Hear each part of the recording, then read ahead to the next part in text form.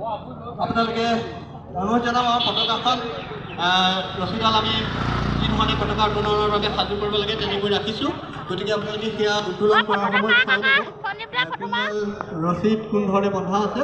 আমাৰ যিসকল বিষয়ববী আছে আমি তেখেতসকলক সহযোগ আগবঢ়াবলৈ অনুৰোধ জনাইছোঁ। আমি ইতিমধ্যে আৰু দুখনমান পতাকাৰ আমি সকলো দৰ্শক আমাৰ ৰাস্তাৰ এইটো পাৰলৈ আহিবলৈ অনুৰোধ জনাইছোঁ। আমাৰ দৰ্শকসকল অৰ্থাৎ আমাৰ সকলো সদস্য সকলোকে আহি আমাৰ বাওঁহাতে ৰাস্তাৰ বাওঁহাতে আহক। সকলো ইয়াৰফালে আহক, কাৰণ গাড়ী আহি আছে। সকলো এইফালে আহক, বাওঁহাতে আহক। ইটো পাৰে আমাৰ দৰ্শক অতিথিসকল থাকিব। আহক, আমাৰ যিসকল বিষয়ববী আছে ইটো পাৰে থাকক, যিহেতু গাড়ী আহি আছে।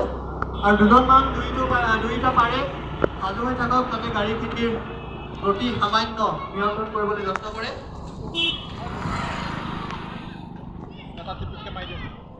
মূল পতাকাৰ ওচৰত মই খনিন্দ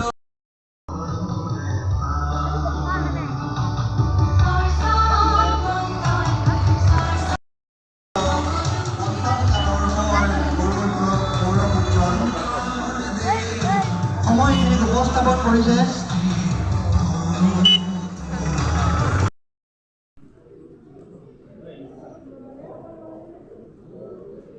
ঘনকান্ত তামুলী ডাঙৰীয়া আমাৰ বৃক্ষৰোপণৰ দায়িত্বত আছে। গতিকে ঘনকান্ত তামুলী ডাঙৰীয়াক আমি ইয়াতে সম্বৰ্ধনা জনাব বিচাৰিছোঁ। গতিকে বৃক্ষৰোপক ঘনকান্ত তামুলী ডাঙৰীয়াক আমাৰ মঞ্চলৈ আগবঢ়াই আনিবৰ বাবে জিতেন ৰাজখোৱা ডাঙৰীয়াক অনুৰোধ জনাইছোঁ।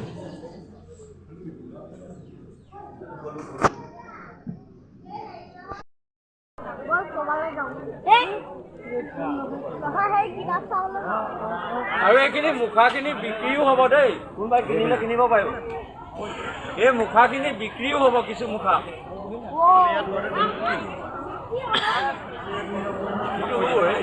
হেৰিকেইটা